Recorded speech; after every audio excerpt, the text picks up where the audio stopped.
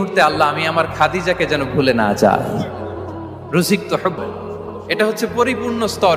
যারা নিচু মনের মানুষ, এরা মানুষের দোষ নিয়ে কথা বলে। Small people talk about people, average people talk. আমি খাদিজার ভালোবাসাকে রিজিক হিসেবে পেয়েছি। সুবহানাল্লাহ।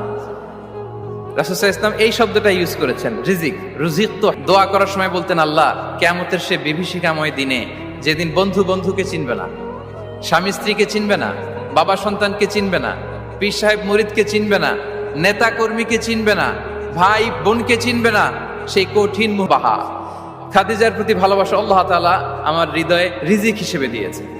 তাহলে রিজিকের সর্বোত্তম স্তর হচ্ছে পুণ্যবান স্ত্রী, নেককার সন্তান। আর রিজিকের পরিপূর্ণ স্তর হচ্ছে মহান আল্লাহ তাআলার সন্তুষ্টি, রিদাল্লাহ, আল্লাহ তাআলার সন্তুষ্টি। আমার আল্লাহ যদি আমার উপর সন্তুষ্ট হয়ে যায়, আমাদের আর কিছু লাগে? আর কিছু লাগবে? এটাই তো আমাদের এক্সপেকটেশন, এটাই তো আমাদের কামনা বাসনা, এটাই আমাদের ইচ্ছা যে আমার আল্লাহ আমার উপর সন্তুষ্ট হবে। রিজিকের এটা যে পায়, তার আর কিছু লাগে না।